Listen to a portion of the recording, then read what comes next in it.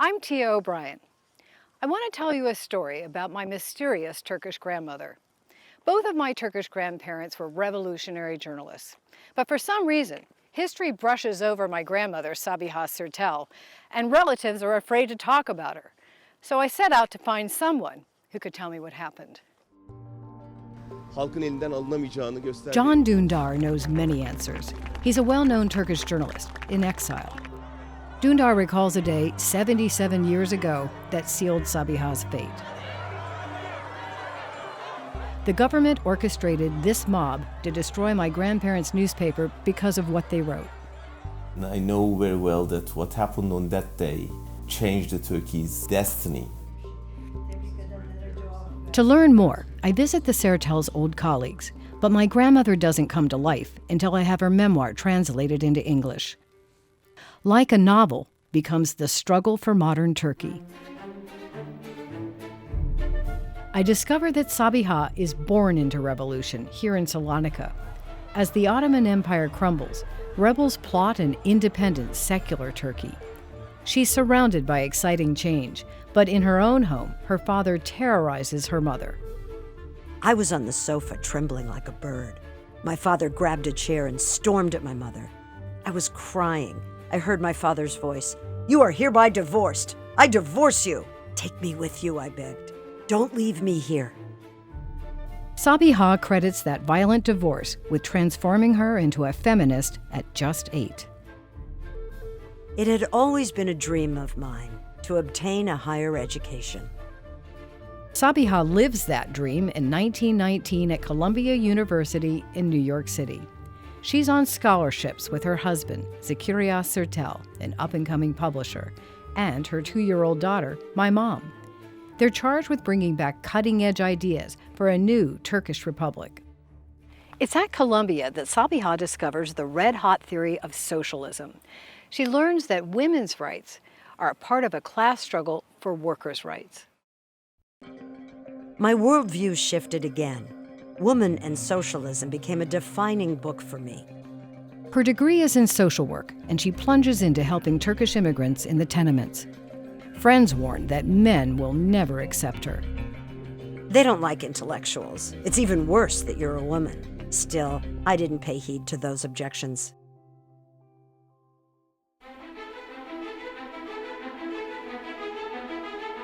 Back home, the Sertels shake up journalism with this American-style magazine, Resimliai.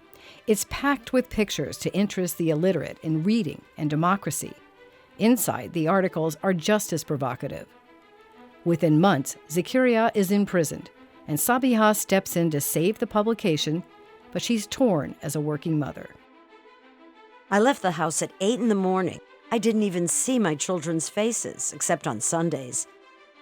She's calling for things such as maternity leave, the right to an abortion, all of the things that would allow women to actually use the political rights that they were granted.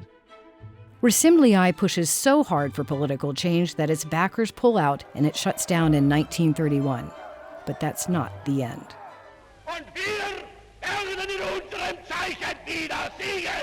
The Sertels don't back down. Their new newspaper, Tan, takes on Hitler. Front pages warn about the threat from Nazis while most of Europe is in denial. Sabiha was viewed as the most vociferous advocate of, anti-Nazism, anti-fascism within Tan's roster of writers. And as a co-editor of the magazine, she carried a lot of weight.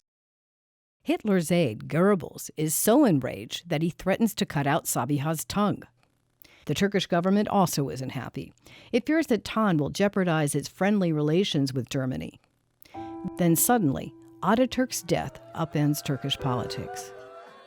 Among the scenes I witnessed from the minaret that day was the sight of people standing on their balconies, peering out of their windows, perched on top of the walls. These sobs never let up. An entire nation wept. Tomorrow, Tuesday, will be treated as Victory in Europe Day. Democracy's triumph in World War II emboldens my grandparents. Zakaria is almost 90 when he recalls what happened. We were writing articles in the paper, demanding the abolition of the single-party, single-leader system, and requesting that dictatorship should be put an end to. The government uses a competing newspaper to incite a riot against my grandparents. The headline, "Rise up, O people." Slogans such as "Down with Communism," "Send commies to Moscow." That's what could be heard from a distance. What's interesting is that when the whole thing was over, when these people should have been arrested, they came and arrested us instead. My grandparents are imprisoned. Their trial is packed with outraged supporters. Although their conviction is overturned, they can't work. We were under constant surveillance day and night. One of the most memorable passages in the book is when SABIHA wrote, "They couldn't win the debate, so they're destroying newspapers, even trying to kill their owners. Where was the democracy they'd promised?" We couldn't take it anymore.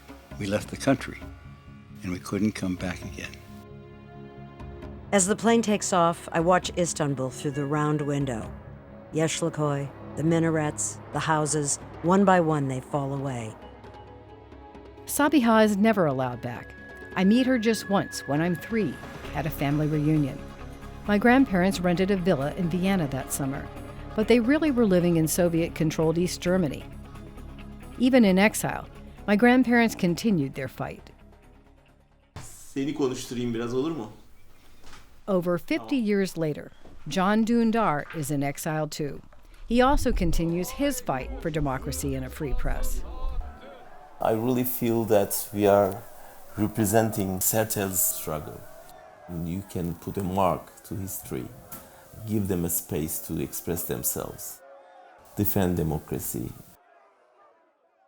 When I started out, I worried that SABIHA had somehow caused my grandparents' tragic ending. But the truth is, they were partners in their struggle. SABIHA was targeted, though. She was a powerful woman, and like all true revolutionaries, she was just too far ahead of her time. My thanks to our publisher, IB Torres, for introducing English readers worldwide to my grandmother's story. Congrats on your 40th anniversary.